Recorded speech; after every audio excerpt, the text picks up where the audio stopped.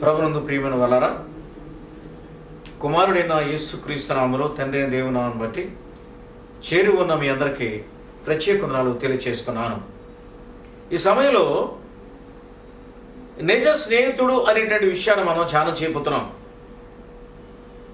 స్నేహితుడు అనగా స్నేహానికి విలువనిచ్చేవాడు. స్నేహితుడు తన స్నేహితుడి కొరకు ప్రాణం పెట్టేవాడుగా ఉండాలి. మన స్నేహితుడు కష్టాల్లో కానీ, శ్రమలలో కానీ, ఇబ్బందుల్లో కానీ ఉన్నప్పుడు స్నేహితుడిగా మన వంతు మనం ఏం చేయగలం ప్రియులరా? తగిన కష్టంలో, తగిన సంతోషంలోను, తగిన దుఃఖంలో కూడా, తగిన బాధలో కూడా మనకు స్నేహితుడికి సహాయం చేసే బిడ్డలుగా ఉండాలి.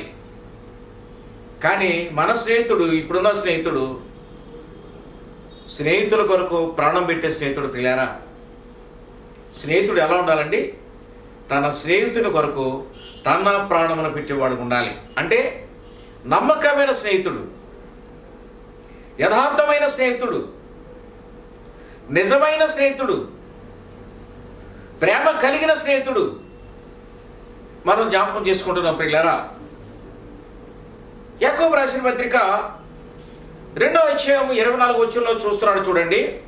మరియు దేవుని స్నేహితుడని అతనికి పేరు. ప్రియులారా, అబ్రహాము దేవునికి స్నేహితుడు. మానవులుగా లోకంలో అనేక మంది ఉన్నారు. మన స్నేహితులు చాలామంది ఉంటారు. కానీ మన స్నేహితులు ఎట్లా ఉన్నారు? మన స్నేహితుల గురించి మనం ఎప్పుడైనా ఆలోచన చేస్తున్నామా? కానీ దేవుడు తన స్నేహితుడైన అబ్రహాం విషయంలో మరి ఎంతో ప్రేమను కనపరచడమే కాకుండా అబ్రహాం యొక్క జీవితంలో ప్రతి మెట్టు కూడా ఆయన ముందు వెనక ఉండి ఆదుకున్నాడు పిల్లారా. బైబిల్ గ్రంథ చరిత్రలో దేవుని స్నేహితుడు అనే పేరు ఈ ఒక వ్యక్తికి మాత్రమే ఉంది. ఈయన పేరే అబ్రహాము. అంతేకాదు, విశ్వాసులకు తండ్రి అని కూడా ఉంది పిల్లారా.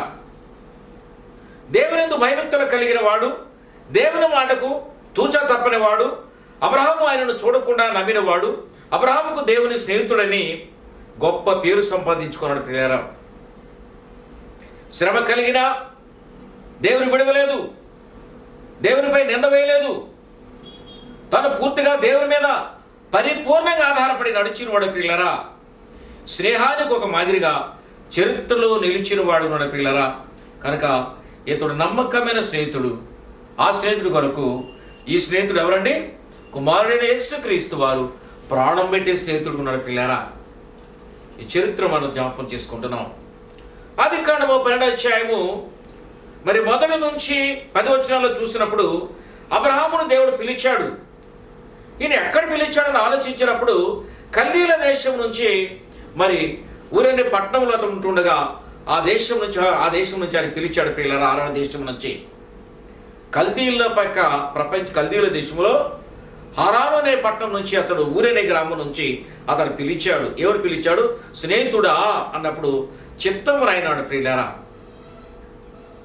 నేను నీకు చూపించే దేశమును ఇక్కడ నుంచి ఈ దేశాన్ని, ఈ ప్రజలను, నీ బంధువులను, నీ సమస్తాన్ని విడిచి నేను నీకు చూపించే దేశానికి బయలుదేరి వెళ్ళమని చెప్పాడు. అప్పుడు ఏం చేశాడు ఈ స్నేహితుడు?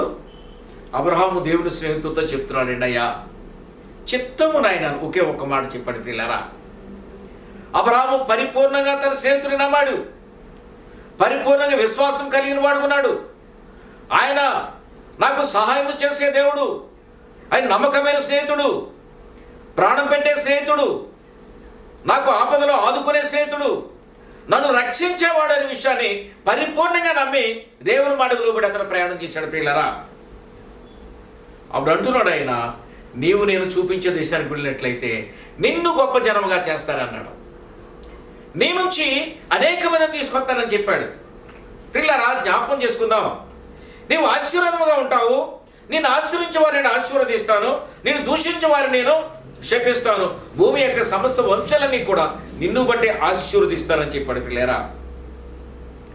దేవుడు యెహోవా చెప్పిన మాటలను బట్టి అబ్రహాము ఆ మాట విని అతడు హారాను నుండి బయలుదేరి ఎక్కడ దేవుడు చూపించే ప్రదేశాన్ని బయలుదేరి వెళ్ళాడండి. దేవుడు తన స్నేహితుడైన అబ్రహాముతోనే ఉన్నాడు పిల్లారా. అబ్రహాం ప్రయాణం చేసి ఎక్కడ వెళ్ళాడండి? కనాను దేశంలోకి వెళ్ళాడండి. మొట్టమొదటిగా వెళ్ళిన తర్వాత అబ్రహాం కలిగింది ఏంటండి? శ్రమ కలిగింది. ఏంటా శ్రమ? కరువైన శ్రమ కలిగింది. ఆహారం లేకపోతే మానవుడు జీవించగలడా? జీవించలేడు. అబ్రహాము తీసుకుని వెళ్ళిన అన్ని ఆహార పదార్థాలన్నీ కూడా అయిపోయినాయి. అక్కడ ఎక్కడ దొరికితే అర్థం కాక ఆ ప్రదేశాలన్నీ తిరుగుతూ కొంతమంది ఆ ప్రదేశంలో ఉన్న వ్యక్తులను వాకప్ చేసినప్పుడు ఏమన్నారంటే, నీవు ఐగుప్తుకుని వెళ్ళినట్లయితే అక్కడ నీకు ఆహార పదార్థాలు దొరుకుతాయని చెప్పాడు. ప్రియులారా, అబ్రహాం అక్కడి నుంచి బయలుదేరి వెళ్ళాడు. బయలుదేరి వెళ్ళి ఐగుప్తు వెళ్ళినప్పుడు అక్కడ శ్రమ కలిగింది భార్యను బట్టి. అయితే ఐగుప్తు ప్రజలు ఏం చేశారంటే, అబ్రహాము భార్యని శారాను బట్టి రాజు దగ్గర పొగడగానే రాజుగారు శారాను ఆయన దగ్గర తీసుకుని వెళ్ళాడు. కానీ దేవుడు రాత్రి సమయంలో రాజుతో మాట్లాడి, నువ్వు చెరబడి తీసుకుని వచ్చిన స్త్రీ ఎవరో తెలుసు కదా, ఆమె నా సేవకుని యొక్క భార్య, ఆమె జోలికి నువ్వు వెళ్ళావంటే నేను నిన్ను నీ సంతానం తీసేస్తానని చెప్పగానే భయపడిపోయి పిల్లరా, శ్రమలతో వేధించాడు, ఆయన బాధించాడు. భయపడిపోయి మరి ఐగుప్తు రాజు చేశాడంటే, అబ్రహాము చిన్న పనిని వాకప్ చేసి ఆయనకు కావాల్సిన అన్నీ కూడా ఇచ్చి అక్కడనే మరి ఆహార పదార్థాలు, బళ్ళు మీద సామాన్లు, అంతేకాకుండా పనివాళ్ళు ఇంటి దగ్గర పని చేయడానికి, ఆయనకి వ్యవసాయం చేయడానికి అనేక మంది పనివాళ్ళు ఇప్పించి పంపించాడు పిల్లరా. శత్రు చేతుల నుంచి సమస్తం ఇప్పించాడు దేవుడు. అది రెండోసారిగా ఇబ్బంది కలిగింది. కానీ ఆదికాండం 20:1-3 కూడా మరి ఇబ్బంది కలిగింది. కానీ మరి ఏం చేశాడంటే, కాదేశుకు వెళ్ళినప్పుడు అక్కడ కాదేశులో గెరారు రాజు అబీమెలెకు కూడా అట్లాగే చేశాడు. కానీ అబీమెలెకును దేవుడు గద్దించి నీ సంతానాన్ని తీసేస్తానని చెప్పగానే అతను భయపడిపోయి మరి అబ్రహాముని పిలిచి, మరి అయ్యా నువ్వు ఇక్కడ ఉండొద్దయ్యా, మరి నాకు స్వప్నం వచ్చింది, నాకు భయంగా ఉంది, కనుక నీ దేవుని పేరట నన్ను ప్రార్థన చేయి, శాపం నా మీద రాకుండా నన్ను పంపించు, నన్ను ఆశీర్వదించమని చెప్పినప్పుడు అబ్రహాం అలాగే ఆశీర్వదించి పంపడి పిల్లరా. మరి రెండవదిగా చూసినప్పుడు మరి అబ్రహాముతో పాటు లోతు కూడా ప్రయాణం చేశాడు. అతను అన్న కుమారుడు. అయితే వారిద్దరూ ప్రయాణం చేస్తున్నప్పుడు మరి తెలియని రీతిగానే అనుకోని విధంగానే వాళ్ళు ఐశ్వర్యవంతులుగా మారిపోయారు. వెండి బంగారంలో గల ధనవంతులుగా దేవుడు చేశాడు. శత్రువు చేతి నుంచి వాళ్ళకి అప్పగించాడు. ఇవన్నీ కూడా ఇచ్చాడు ప్రియులారా. అబ్రహాము దేవుని నమ్మెను, అది నీతిగా ఎంచబడేది. అంటే తన స్నేహితుడైన దేవుణ్ణి పరిపూర్ణంగా నమ్మాడు ప్రియులారా. ఇవాళ మన దేవుడిని పరిపూర్ణంగా నమ్మే బిడ్డలుగా మనం ఉన్నామా? నీవు నమ్మినట్లయితే ఆయన మహిమను చూస్తావు, నీవు నమ్మినట్లయితే ఆయన ప్రేమను చూస్తావు, నీవు నమ్మినట్లయితే ఆయన ఆశీర్వాదం పొందే బిడ్డగా ఉంటావు ప్రియులారా. మరి మూడవదిగా చూస్తే అబ్రహామును ఆశీర్వదించాడు. తర్వాత ఆశీర్వదించి ధనవంతుడిగా చేసిన తర్వాత ఒక దినాన్ని అబ్రహాము అంటున్నాడు, దేవుడైన యెహోవా నీవు నాకేమిచ్చినానేమి, సంతానం లేనివాడనై ఉన్నానే, దమస్కు ఎలియేజరు నా ఇంటికి పనివాడే నా ఇంటికి ఆస్తికర్త కదా అని చెప్తున్నాడు. అప్పుడంటే అబ్రహాము అట్లా నువ్వుదయ్యా, నీ గర్భవాసాన్ని పుట్టబోవాడు, మరి కుమారుడు పుడతాడు, అతడు నీకు వారసుడు అని చెప్తాడు. విషయాలు దేవుడు జ్ఞాపకం చేసుకుంటాడు. ఆదికాండం 15:2-3 అబ్రహాము దేవునితో మాట్లాడి అడుగుతాడు ఈ మాట. స్నేహానికి విలువిస్తాడు దేవుడు. అబ్రహాముని ఎంతో ప్రేమించాడు, నమ్మకమైన స్నేహితుడిగా ఆయన చూసుకుంటున్నాడు. అలాగే అబ్రహాము కూడా దేవుడి నమ్మకమైన స్నేహితుడిగా ప్రేమించాడు ప్రియులారా. ఎంత ఆప్యాయతని ఆయన చూపించాడండి దేవుడు. అట్లా అబ్రహాము కూడా దేవుని పట్ల అంతటి ప్రేమను కనబరిచాడు. భయాన్ని భక్తిని కూడా స్నేహితుడికి విలువగా ఇచ్చాడు ప్రియులారా. అయితే అబ్రహాము సంతానంలో ఎప్పుడు ఇచ్చాడంటే 100 సంవత్సరాల తర్వాత ఇచ్చాడు సంతానాన్ని. 15వ అధ్యాయంలో వాగ్దానం చేశాడు. 21వ అధ్యాయంలో 1-2-3 అబ్రహాము జ్ఞాపకం చేసుకుని అతడికి సంతానించాడు. గర్భవతి అయింది, కుమారుడు కన్నాడు. ఆ కుమారుడికి ఇస్సాకు అని కూడా పేరు పెట్టాడు ప్రియులారా. చూసారా, తన స్నేహితుడు కొరకు ప్రతి కష్టంలో కూడా ఆదుకున్నాడు. మొట్టమొదటిగా కరువు వచ్చినప్పుడు ఆదుకున్నాడు. అది భార్య గురించి ప్రమాదం వచ్చినప్పుడు ఆదుకున్నాడు. మరి మూడవదిగా సంతానం లేనప్పుడు సంతానం కూడా ఇచ్చాడు ప్రియులారా. మరి 4వదిగా జ్ఞాపకం చేసుకున్నప్పుడు ఆలోచన చేద్దాం ప్రియులారా. అబ్రహాముకి ఎంత విలువిచ్చాడో చూద్దాం. ఆదికాండం 18:20-23 చూద్దాం. చూడండి, అబ్రహాముని ఎంత ప్రేమించాడో దేవుడు. సొదొమ గొమొర్రా పట్టణాలు, 5 పట్టణాలు కూడా భయంకరమైనటువంటి వ్యాపారం, భయంకరమైనటువంటి దుర్మార్గం, ఎక్కడ లేని దుర్మార్గం, భ్రష్టత్వం, పాపం నిండిపోయి ఆ పట్టణాలు ఉన్న పాపం అంతా కూడా పొగ ఆవుమలే బయలుదేరి దేవునికి మొరపెట్టింది ప్రియులారా. ఆ మొర ఆయన విని అది చూడడానికి బయలుదేరి వస్తున్నప్పుడు తన స్నేహితుడైన అబ్రహామును జ్ఞాపకం చేసుకున్నాడు. ప్రియులారా, అబ్రహాం అంటే ఎంత ప్రేమ ప్రియులారా. స్నేహితుడు తన స్నేహితుడి గురించి ఎంత ఆలోచించాడు ప్రియులారా. దేవుడు యెహోవా సొదొమ గొమొర్రా పట్టణంను గూర్చిన మొర గొప్పది కనుక వాడి పాపం బహు భారమైంది కనుక నేను దిగిపోయి నా ఇంటికి వచ్చిన ఆ మొర చొప్పుననే వారు సంపూర్ణంగా చేస్తున్నారని తెలుసుకోవడం అని చెప్పి బయలుదేరి వచ్చాడు. మార్గ మధ్యంలో మరి ఎక్కడికి వచ్చాడు? అబ్రహాము దగ్గరికి వచ్చాడు. అబ్రహాము మరి దేవుడు ఎదుర్కొన్నాడు. తండ్రి కుమార పరిశుద్ధాత్మలు అక్కడ ఉన్నారు, వారిని ఎదుర్కొన్నాడు. వారికి కాళ్ళకి నీళ్ళు ఇచ్చాడు, వారి సాగిలిపడి నమస్కరించాడు, ఒక మంచం వేశాడు, దుప్పటేశాడు.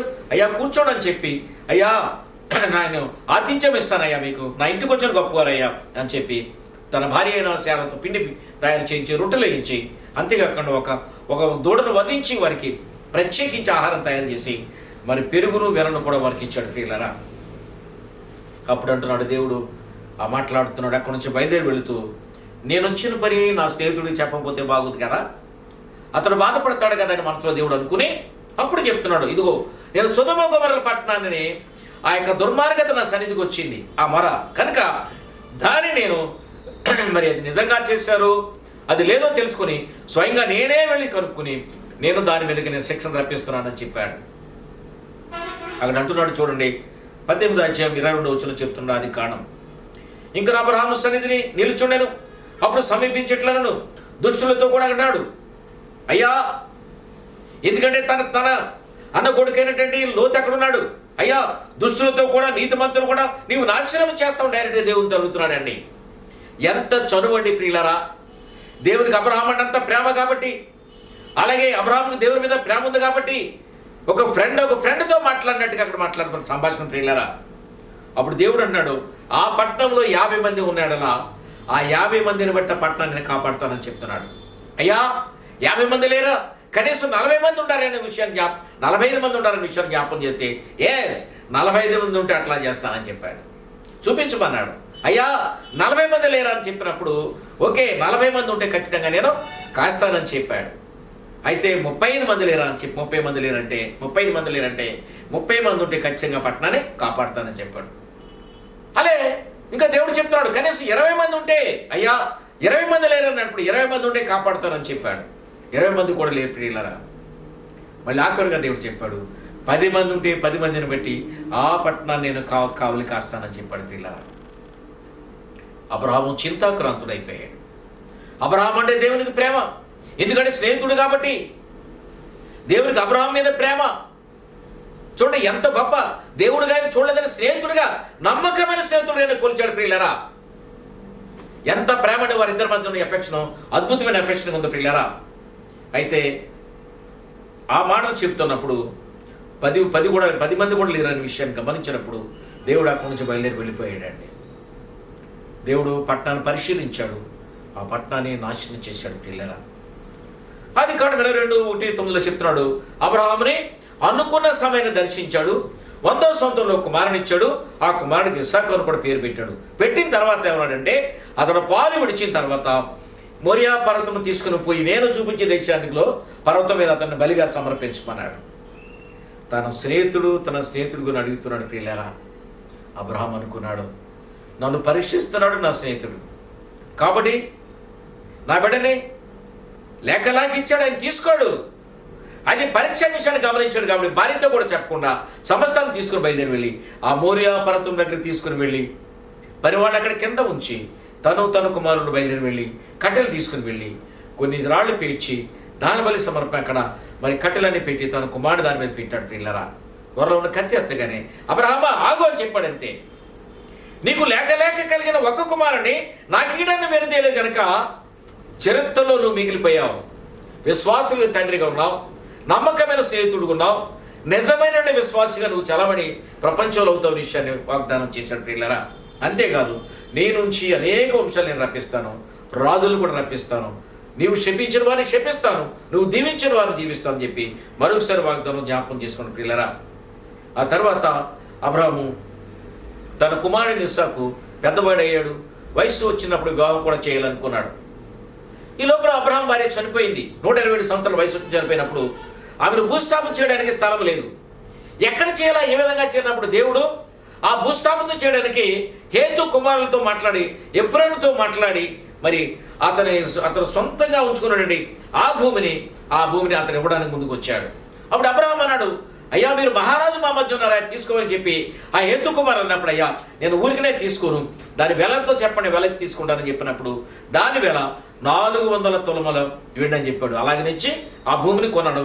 తన భార్యని అక్కడే పాతి పెట్టాడు. పిల్లరా, ఆ తర్వాత తన కుమారుడు ఇస్సాకుకి పెళ్లి చేశాడు. ఎలా చేశాడండి? తన స్వజనుల దగ్గరికి వెళ్ళమని చెప్పాడు.